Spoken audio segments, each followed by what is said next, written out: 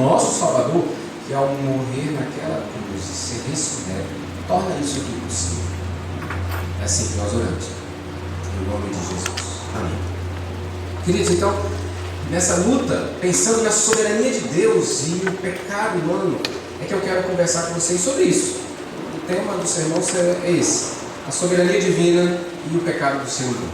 A soberania divina e o pecado do ser humano. A Escritura Sagrada mostra claramente para mim e para você que a doença, desastre, qualquer tragédia, pandemia, o pecado, tudo isso, seja qual for a realidade de vida, de existência, está debaixo do bom, perfeito, santo governo soberano de Deus. Nada acontece nesse mundo que não esteja debaixo da condução divina. Deus Trino, infinitamente sábio, amoroso, gracioso, justo, está conduzindo a história. Nada foge à sua realidade. Então, compreender essa soberania de Deus relacionada ao pecado do ser humano vai nos ajudar a fortalecer a nossa cosmovisão em relação a como nós vivemos e qual é o propósito de Deus para nós nesse mundo. 2, vai nos ajudar, queridos, essas grandes verdades nos ajudam a lidar nos nossos relacionamentos, seja lidar com o meu próprio pecado em relação a Deus, seja lidar com o pecado do meu irmão contra mim, seja eu refletir sobre o meu próprio pecado em relação ao outro. Então, começando aqui com o texto, nós vemos que a oração dos irmãos mostra para nós esse entendimento que Deus é soberano. Verso 24, a oração começa reconhecendo quem é o Deus a quem eles estão orando.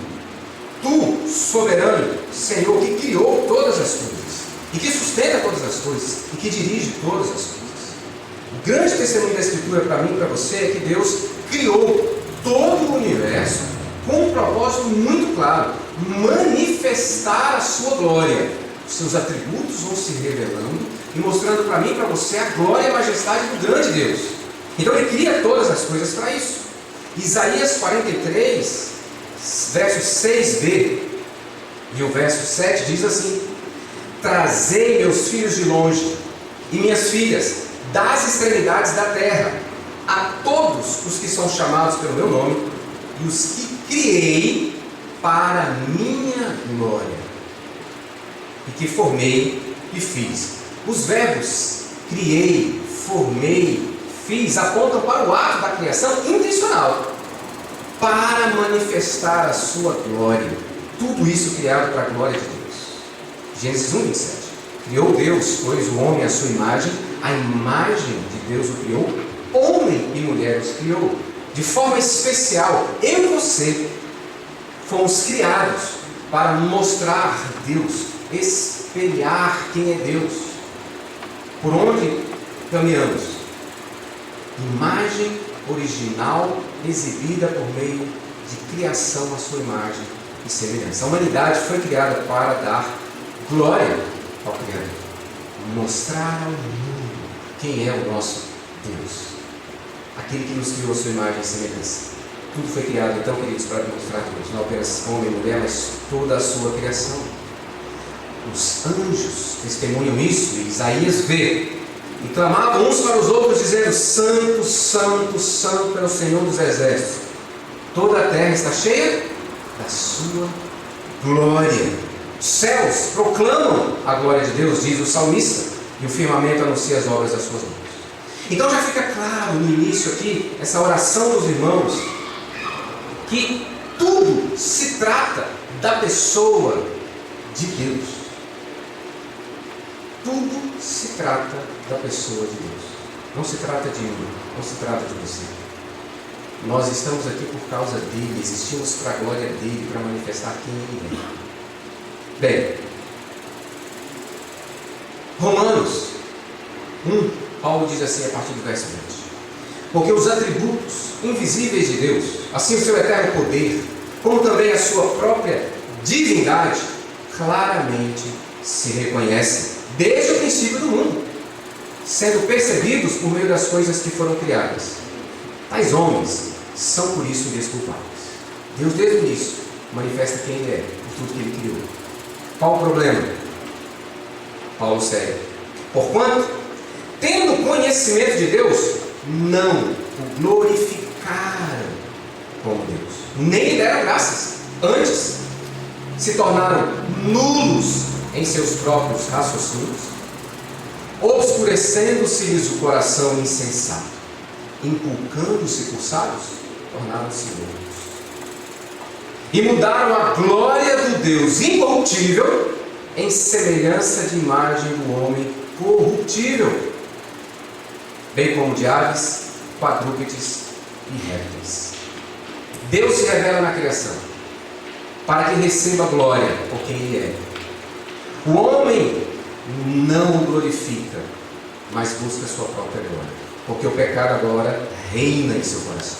Então o homem troca a glória a Deus por busca de glória própria. Nós passamos a não viver mais para Deus, mas viver para nós, para os nossos propósitos, por causa do pecado. Então, queridos, Deus, ao criar, sustentar o universo criado, visa a manifestação contínua e completa da sua glória. E o pensamento lógico então é que tudo será usado por Deus para que a sua glória fique em evidência. E isso inclui o mal e o pecado. O mal presente nesse mundo, o pecado que eu e você cometemos, está sob o controle soberano de Deus, que faz tudo para a sua glória. E esse texto mostra isso para mim. Você pode se lembrar, talvez já esteja aí o Espírito Santo te fazendo pensar na história de José do Egito. Quando os irmãos, pecando contra Deus e contra o José, intentando o mal que Deus permite acontecer, na verdade, por trás existe um Deus soberano, bom, conduzindo a história. Vós, na verdade, intentastes o mal contra mim. Porém, Deus, diz José, o tornou em bem, para fazer como vês agora, que se concede muita gente em vida. John Piper afirmou no seu livro Providência, abro aspas, Satanás intenta para o mal, Deus intenta para o bem. Quando Satanás quer alguma coisa, sempre tem a pretensão de diminuir a glória de Deus e prejudicar o povo de Deus. Quando Deus permite que Satanás haja com esse desígnio, o desígnio de Deus em fazer isso, em permitir isso, é para que a sua glória seja manifesta e para o bem supremo do seu povo. Fecho aspas. Deus, queridos, tem o controle sobre cada vida, sobre cada morte no mundo, sobre cada pecado nesse mundo. Deus é soberano e governa todas as coisas, conforme o seu propósito santo de receber glória de todo o povo espalhado pela terra. E eu quero ver com vocês 3 verdades aqui nesse texto. Muitas outras poderiam ser chamadas a atenção, destacadas aqui, mas 3. Primeiro, nenhum pecado está fora do controle divino. Nenhum pecado está fora do controle divino. 2. Todo pecado cumpre propósitos específicos de Deus. Todo pecado cumpre propósitos específicos de Deus. E 3. Até mesmo o pecado que é contra Deus existe, redunda, resulta na glória de Deus. Até mesmo o pecado que existe contra Deus, ele redunda, ele resulta na glória de Deus. Vamos ver isso. E nós vamos ver isso aqui lembrando de uma pessoa. Quero trazer um personagem que você conhece para nos ajudar aqui também. Primeiro, nenhum pecado está fora do controle divino. O que nós vemos aqui? Verso de número 26 e 27. Levantaram-se os reis da terra, as autoridades, povo, gente de Israel, gentios, Herodes, Pôncio Pilatos. Todos esses se levantam contra o Senhor e contra o seu ungido. Se ajuntam contra o seu santo servo Jesus para o crucificar. Reis, autoridades, gentios, gente de Israel se levantam contra Deus e contra Jesus Cristo. E se levantam para quê? para crucificar Cristo. O pecado desse povo, dessa gente, desse conjunto, não está fora do propósito soberano de Deus. O pecado desses está sendo usado por Deus para levar o seu filho para morrer na cruz no meu e no seu lugar. Tudo o que eles fizeram está guiado pela mão e acontecendo segundo o propósito poderoso do nosso Deus. A providência de Deus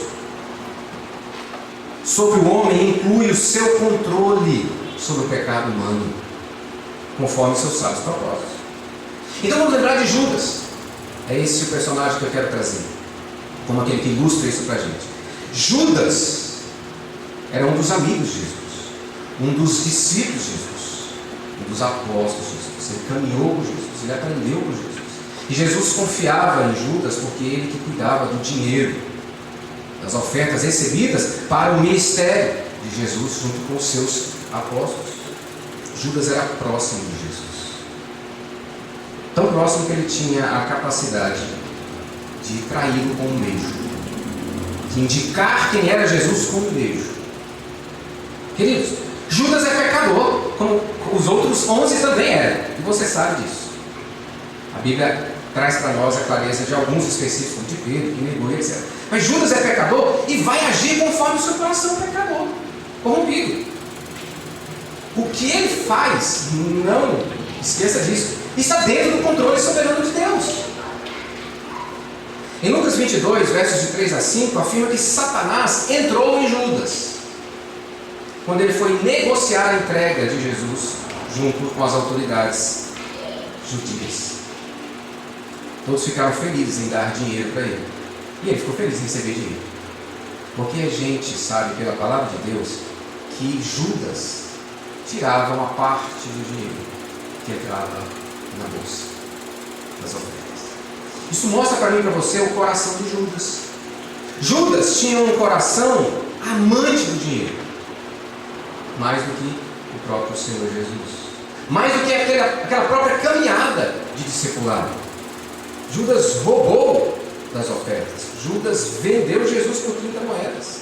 Então ele amava mais o prazer que o dinheiro poderia dar a ele, amava mais a fama de andar com Jesus do que o próprio Jesus. Então aqui, eu não creio, eu particularmente, olhando para o texto, não creio que o diabo possuiu Judas, mas Satanás influenciou Judas. Essa palavra no grego entrou, tanto é usada para entrei na igreja, não entrei, como para quando Jesus, por exemplo, disse: nós vamos entrar ele é o bom pastor entra pela porta, as ovelhas entram pela porta. Nós não estamos entrando dentro de Jesus, mas nós estamos seguindo a influência, a direção daquele que abre o caminho para nós chegarmos ao Pai.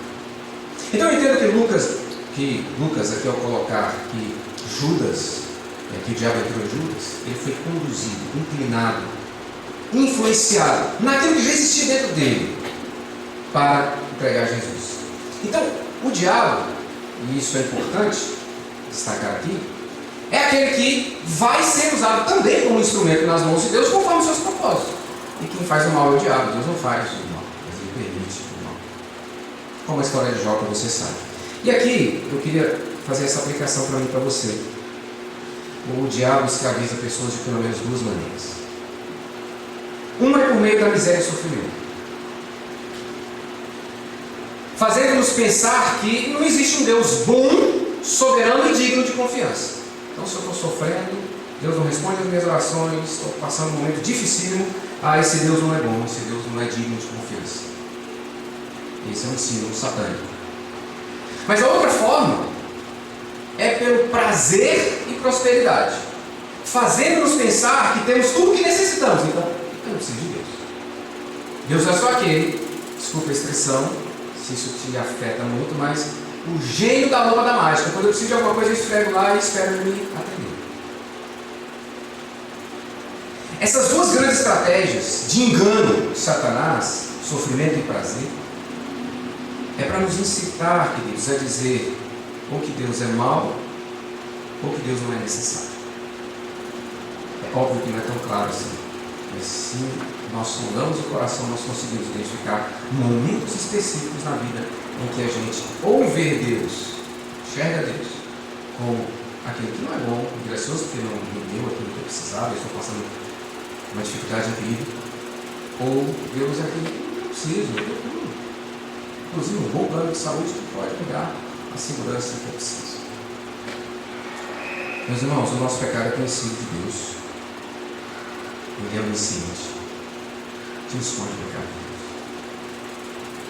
de Deus. E Deus permite, mesmo conhecendo cada um dos nossos pecados, Ele conhece até quando eu vou pecar.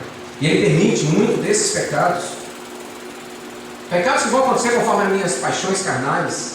E outras vezes usando o próprio diabo para cumprir propósitos específicos, como aqui. Ele permitiu que a paixão, o pecado no coração desses homens levasse o seu próprio filho na cruz, morrendo para me salvar, para te salvar. É aí o bem maior que está por trás do controle soberano de Deus sobre o pecado.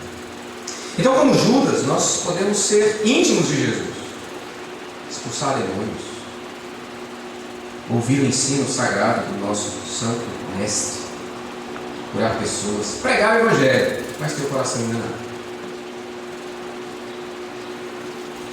Andar com Jesus, mas servir também ao pecado deliberadamente. Alguns motivos. Para promoção pessoal.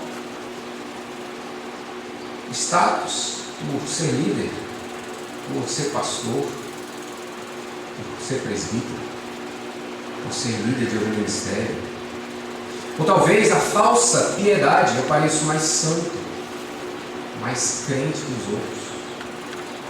Ou até mesmo, queridos, para parecer que amo Jesus integralmente, mas eu amo mais o dinheiro, o meu propósito de vida, meus sonhos e projetos particulares.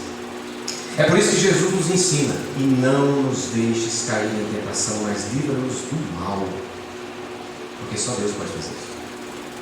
Então, peça ao Espírito Santo para sondar o seu coração e mostrar o que está errado, a sua visão em relação ao pecado. Se, em primeiro lugar, nenhum pecado está fora do controle divino, em segundo lugar, todo pecado cumpre um propósito de Deus. É o que o verso 28 diz para mim e para você: para fazerem tudo o que a tua mão e o teu propósito determinaram. Lembra que esse tu é o Deus soberano, do verso 24, né? Então o que eles estão fazendo é conforme a mão do Senhor e conforme o propósito pré-determinado do Senhor. O que está acontecendo está cumprindo o propósito de Deus de entregar o seu Filho na cruz. Do mesmo jeito que aconteceu ao entregar Jesus para ser preso, julgado, morto, cumprindo o propósito que a mão de Deus conduziu. A ação traidora de Judas está dentro do plano de Deus. Esse projeto arquitetado, o seu filho morrer na cruz do nosso Senhor. Então, queridos, mesmo o pecado de uma pessoa está controlado por Deus para cumprir um propósito específico.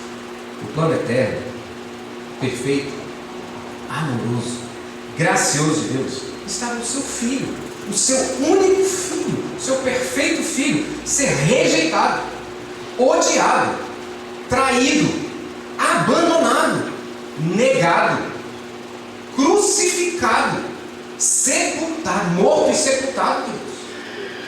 Isso está dentro de um plano maior do bondoso Deus. Deus poderia ter evitado tudo isso, queridos? Claro, Ele tem poder absoluto, mas na sua sabedoria e soberania perfeita, Ele determinou que assim seria. E para isso Ele usa inclusive o pecado do ser humano. Não é diferente do que está acontecendo na minha vida e na sua vida hoje. Quando Deus me permite pecar, tem um propósito nisso. Essa é uma verdade bíblica. Toda a maldade do pecado do homem é praticada contra Deus. Isso já tinha sido anunciado muitos anos antes, e especificamente tudo o que vai acontecer aqui já tinha sido predito, seria contra Jesus, e que Deus assim o faria. Não estaria fora do propósito divino. Isaías 53:10 diz: todavia ao Senhor Yahvé agradou moê-lo e fazê-lo enfermar. Quando terei a sua alma como oferta pelo pecado, verá a sua posteridade e prolongará os seus dias, e a vontade do Senhor prosperará em suas mãos. Glória a Deus, porque a prosperidade disso são em você. alcançados, lavados, remidos. Deus estava em ação em todas as circunstâncias que levaram Jesus à cruz. Todas. A mão invisível de Jesus, a mão invisível de Deus, o seu plano perfeito, estava por trás do que aconteceu com Jesus. Estava por trás de todo o pecado praticado na história. Eu sei que isso é difícil, né? A gente lidar com isso. Não é fácil, não. Pensar assim: por que Deus permite o Putin fazer o que ele está fazendo? Por que Deus permitiu Hitler fazer o que ele fez? Está dentro de um propósito soberano que a minha mente e a sua não alcança, porque somos pecadores. Mas Ele soberanamente faz. Então, o meu pecado, o seu pecado, estão sob o controle de Deus. Sempre. E quando acontece de pecados, Deus está cumprindo um propósito soberano. Mas, nota importantíssima: o seu pecado é responsabilidade sua. É sua responsabilidade. O meu pecado é minha responsabilidade. Pecamos e somos responsáveis por cada pecado cometido. Mas Deus permite para cumprir um propósito específico. Por exemplo, queridos, pensando assim mais próximo do nosso dia a dia, o meu pecado pode me levar a reconhecer a minha miséria e o quanto eu preciso de Deus, e me levar para mais perto dele. É óbvio, quando eu identifico, quando eu reconheço, o Espírito Santo me leva ao arrependimento. E aí, o crente, o discípulo de Jesus pensa assim: por que eu fiz isso mais uma vez? Eu não quero fazer a graça que me alcançou, eu não quero pecar contra o meu Deus. Então, o meu pecado, Deus permite, de alguma forma, Ele vai fazer com que eu reconheça a minha miséria e a minha contínua dependência dEle, para que Ele seja glorificado por meio da graça que continuamente eu preciso para ser sustentado. Mas veja, o meu pecado, o pecado de qualquer pessoa, pode levar você a ter mais atenção contra o pecado. Como você tem vivido, como você tem lidado com as tentações, como você tem enfrentado com o pecado. Por exemplo, um pecado de um pastor que adultera e que vem à tona, isso no mínimo vai fazer com que todos os crentes que têm notícia assim: eu tenho que tomar cuidado, porque poderia ser comigo. Então, esse é um exemplo de como Deus usa o pecado para cumprir o propósito, para nos chamar à santidade, para nos exortar. Ou talvez o meu pecado pode levar você a reconhecer quão terrível e devastador é o pecado. Vou usar o mesmo exemplo: o pecado na vida de um pastor que adultera, que estraçalha a família, estraçalha o ministério, deve nos levar a reconhecer quão terrível e devastador é o pecado. E aí a gente vai lutar com mais força contra o pecado. Então eu quero que o nome do meu Deus seja envergonhado por causa do meu pecado. Eu quero que ele seja glorificado. E esse tem que ser o objetivo, porque senão fica sentado em mim: eu não quero que meu nome seja manchado, ou que a igreja que eu pastoreio seja envergonhada por causa do meu pecado. Não. O propósito, segundo a Escritura Sagrada, eu não quero isso, porque Deus não vai ser glorificado, eu quero que Ele seja glorificado. Então eu tenho que fugir do pecado de tudo quanto é jeito, para que Deus veja, para que as pessoas vejam Cristo, Deus em mim, para que Ele seja glorificado. Queridos, o meu pecado, inclusive, pode ser instrumento para a salvação de vidas. Um exemplo mais claro é de José. O pecado dos irmãos de José foi usado por Deus para levar pessoas à salvação. Como às vezes pode acontecer comigo e com você. Nós teremos sim, queridos, vou repetir isso, dificuldades em entender as razões de Deus para permitir certos pecados. Uma coisa é Deus permitir o pecado de uma mentirinha, né? Uma fofoquinha. Outra coisa bem mais grave é Deus permitir um homem como Hitler, um adultério de um pastor, um ato de pedofilia, de abuso sexual, de aborto. Mas tudo isso está sob o controle do bondoso, poderoso, gracioso, justo, eterno Deus. Infinitamente sábio nosso Deus está cuidando de toda a história e o pecado não está fora disso. E por último, então, todo o pecado e até mesmo o pecado humano vai resultar na glória de Deus. Se tudo foi criado para manifestar a glória de Deus, Ele usa até mesmo o pecado do ser humano para promover a sua glória. O pecado de Herodes, Pôncio Pilatos, toda essa gente que nós vimos aqui, está dentro do propósito de Deus. Sua mão está guiando e cumpre o seu propósito de levar Jesus para a cruz. Veja comigo, verso 29. Olha a oração do povo, da igreja, dos crentes. Agora, Senhor, olha para as suas ameaças, porque esses que mataram Jesus agora estão perseguindo a igreja. Eles oram, Senhor, olha para as ameaças deles. E o que eles pedem? Livra-nos das ameaças? Não. E concede aos teus servos que anunciem com toda a intrepidez a tua palavra. Para quê? Verso 30. Para que o teu nome seja conhecido em toda a terra. Que é uma forma diferente de dizer isso. Enquanto estendes a mão para fazer curas, sinais e prodígios por intermédio do nome do teu santo servo Jesus. Enquanto eles estão anunciando as verdades do Evangelho, Jesus está sendo conhecido e Deus está sendo conhecido. Porque Jesus é a revelação visível do Deus invisível. Deus está sendo glorificado e essa é a oração deles. Nós queremos mostrar ao mundo quem é o Senhor. Então, enquanto a gente vai pregando, olha para as ameaças deles e nos dê autoridade. É óbvio que eu não posso pegar esse texto e dizer assim, nós não precisamos pedir para Deus nos livrar da perseguição. Não é isso. O texto não está dizendo isso. O texto está nos ensinando a orar, pedindo para que a nossa vida seja para a glória dele, mesmo em meio a perseguições e ameaças. Mão de Deus, propósito de Deus. Combinando propósito com mão, essas duas expressões, Lucas quer dizer que se trata de um plano intencional que vai ser cumprido. Então, queridos, o pecado aqui desses homens visa, em última instância, glorificar Deus, como é na minha e na sua vida também. Os crentes oram, querem ter intrepidez para anunciar a palavra, o Evangelho, que vai resultar em dar glória a Deus. Paulo disse o seguinte para você. Ele diz que nós fomos resgatados a fim de sermos para louvor da sua glória. Nós, os que de antemão esperamos em Cristo.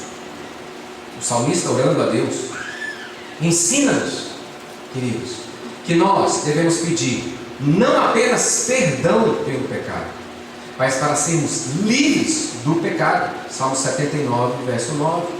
Assiste-nos, ó Deus e Salvador nosso, pela glória do teu nome. Livra-nos e perdoa-nos os pecados, por amor do teu nome. Por que nós devemos pedir para Deus não nos deixar pecar? E quando pecarmos, para Deus nos perdoar os pecados?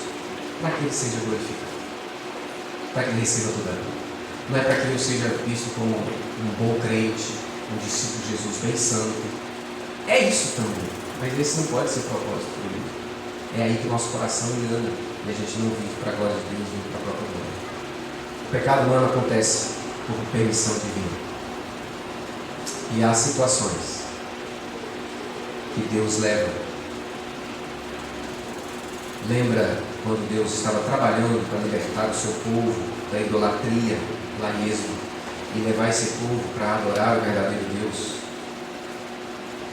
Ele fala para Moisés, vai lá falar com o faraó, só que o faraó não vai deixar ir, porque eu vou endurecer o coração do faraó. Há situações em que o próprio Deus age, amplificando o pecado que ela tem, como fez comigo. Tudo acontece para que Deus seja glorificado. Quem é aquele que diz, e assim acontece, quando o Senhor não mande? Acaso não procede do Altíssimo, tanto o mal como o bem? Lamentações 3, 37, 31. Queridos, Deus permite que suas criaturas pequem em prol de um propósito maior que as suas próprias vidas, para que isso glorifique a Deus.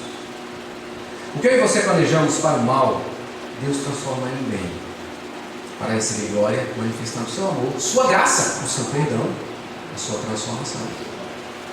Seja quando Ele me impede de pecar, seja quando Ele não me impede de pecar, seja quando Ele me perdoa de um pecado cometido, tudo é para a glória de Deus. Então, quando nós olhamos para quão terrível é o pecado, você já pensou que a ação de Deus em salvar seu povo, inclusive os próprios pecadores que estavam tentando matar Jesus Cristo, envolveu o pecado de muitos para que Jesus, sendo morto e ressurreto, vencesse a morte e concedesse vida eterna aos que se unem a Jesus pela fé e arrependimento, vindo a dar glória ao seu santo nome para uma vida de santidade. O pecado de homens que apedrejavam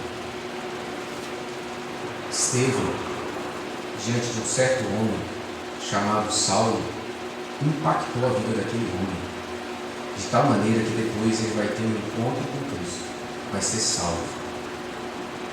Deus permite pecar com um propósito específico. Isso vai resultar na glória do seu santo nome. Nenhum pecado está fora do controle divino. Todo pecado cumpre propósitos de Deus. O principal propósito desse é a glória de Deus. Até mesmo o pecado resulta na glória de Deus. Nós corremos o risco de chegar ao final desta mensagem com o seguinte pensamento: pastor Wagner, então posso pecar à vontade, porque está dentro do controle divino. Se ele deixou cometer esse pecado aqui, tem um propósito, então eu posso pecar. Queridos, esse é o problema, porque se pensarmos assim, nós não temos a mente de Cristo. Pensar assim, esse é um tipo de pensamento enganoso, satânico. Quem pensa assim não é discípulo de Cristo. Quem é discípulo de Cristo pensa assim: Deus tem misericórdia, não quero pecar, então não me deixa pecar. Agora, quando o Senhor deixar o pecado acontecer, eu sei que tem um propósito maravilhoso do Senhor, e no final vai resultar na glória do teu santo nome, mas eu não quero pecar. Eu posso glorificar o teu santo nome sem pecar, antes, primeiro eu tenho que pecar. É assim que pensa quem tem a mente de Cristo. Quem não tem a mente de Cristo, então se você começou a flertar, então eu posso pecar, pergunte para o Espírito Santo se de fato você é dele. Ele habita em você. O que Deus ensina para mim e para você é que Ele é soberano e governa todas as coisas, inclusive pecados humanos.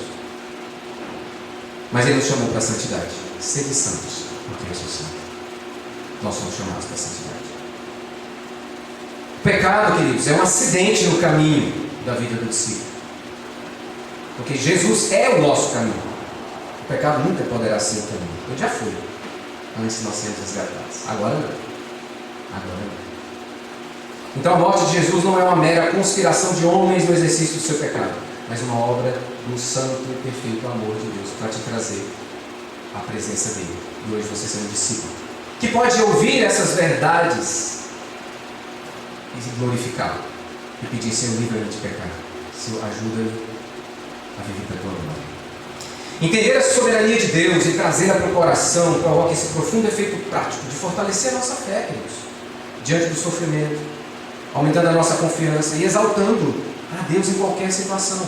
Então, quando eu peco e faço isso sempre, eu não posso culpar a ausência da provisão de Deus. Eu tenho que reconhecer: meu pecado é meu pecado. Significa que em algum momento Deus deixou de ser o meu propósito de amor, e eu amei mais a mim mesmo ou aquilo que eu quero, o meu pecado. Agora, quando eu permaneço de pé, quando eu venço uma tentação, eu preciso levantar as mãos e dizer: Senhor, glórias ao teu nome, porque o Senhor me ajudou no pecado. Essas são verdades da Escritura Sagrada. Eu concordo plenamente, mais uma vez, no citar John Piper, agora não é no livro A Providência, mas Pecados Espetaculares. Ele diz o seguinte, abro aspas: a graça salvadora foi o plano que fez com que o pecado se tornasse necessário. Fecho aspas. A graça salvadora foi o plano que fez com que o pecado se tornasse necessário. Porque se não tivesse pecado, não tinha graça para nos salvar. Salvar de quê? O pecado existe por causa do propósito de Deus e da glória do seu santo nome. Alguns vão dizer que Deus criou o pecado. Eu não sou da linha que Deus criou o pecado, mas eu creio que o pecado está sob o controle de Deus para cumprir os seus propósitos, inclusive de manifestar graça sobre as nossas vidas. Pois assim como por uma só ofensa veio o juízo sobre todos os homens para condenação, assim também por um só ato de justiça veio a graça sobre todos os homens para a justificação que dá vida. Só há necessidade de salvação porque houve condenação. Só tem condenação porque houve transgressão, pecado. A justificação existe porque o pecado existe. Para haver graça, houve a necessidade do pecado. Até mesmo o mal, permitido por Deus, cumpre planos, propósitos santos e amorosos. O que fazer com essas verdades? Adorar, glorificar a Deus, falar dessa verdade para Deus, anunciar sua majestade, a sua glória, a sua grandeza, o seu amor, a sua sabedoria, a sua soberania, sua providência. Segundo, pedir continuamente ao Espírito Santo que nos conduza à santidade, que nos livre de pecar, que nos livre de cair na tentação, que nos ajude a enxergar aqueles sinais que o próprio Senhor vai nos dando quando você ouve uma mensagem pregada no domingo, quando você lê a Escritura Sagrada, quando você participa da escola dominical, que vai mostrando o seu coração. Pedir ao Espírito Santo que te conduza à santidade, livrando-te de pecar contra Deus. E anunciar essa verdade maravilhosa da soberania de Deus. O meu pecado é o meu pecado. Essa responsabilidade é minha. E Deus recebe toda a honra e toda a glória, conduzindo a história, mesmo permitindo pecados. O que fazer exatamente agora? Orar. Pedir a Deus graça para que essas verdades nos ajudem. Primeiro, sedimentado e solidificado o nosso coração. Segundo, nos ajude em nossos relacionamentos. Saber que Deus está no controle do pecado no mundo me ajuda a olhar para o meu irmão que pecou contra mim e a ter graça e misericórdia refletindo a glória de Cristo, porque são atributos que eu e você temos.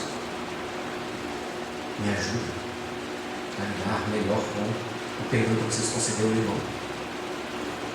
Me ajuda a interceder pelo útero, porque Deus está permitindo. Mas é minha responsabilidade de interceder para que Deus o resgate, para que Deus livre-o dessa situação. Vamos lá. Dedique alguns instantes de oração, por favor.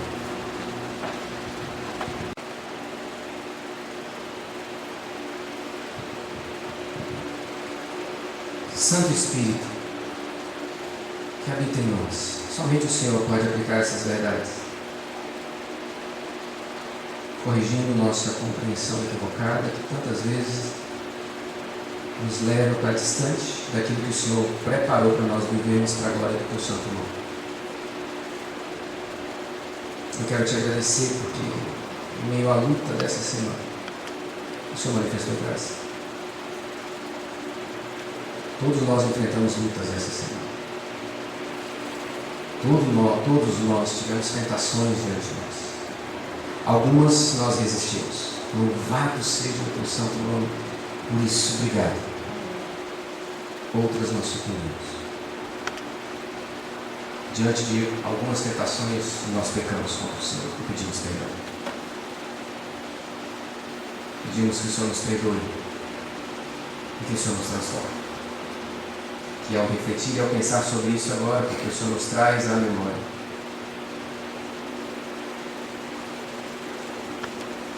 nós reconheçamos a nossa miséria, a nossa inteira e total dependência da Tua graça para nos manter em santidade. Pai, obrigado pelo Teu plano perfeito. Usaste o pecado do ser humano para levar o Teu Filho Jesus na cruz, para morrer no nosso lugar. Nós te adoramos por isso. Redundou em glória ao Teu santo nome, salvação nós te agradecemos. Senhor Jesus Cristo, obrigado por enfrentar aquela maldita cruz no meu lugar, no lugar do meu irmão e da minha irmã, para nos dar uma vida abundante, a mesma vida que é Tua, e a gente poder viver deste lado da eternidade, refletindo a Tua glória majestosa, aguardando aquele maravilhoso e glorioso dia da volta do Senhor, para sermos livres de uma vez por todas do pecado, e aí vamos viver eternamente, Te adorando, Te agradecendo, discernindo, conhecendo ao Senhor na Tua infinitude. Obrigado, Senhor. Obrigado pelo que tens feito e ainda fará em nós e por meio de nós. Essa é a nossa oração. Esse é o nosso pedido. E fazemos em nome de Jesus, confiados na Tua graça, e que resulte na tua glória. Amém. Amém. Que o Senhor nos ajude. Amém.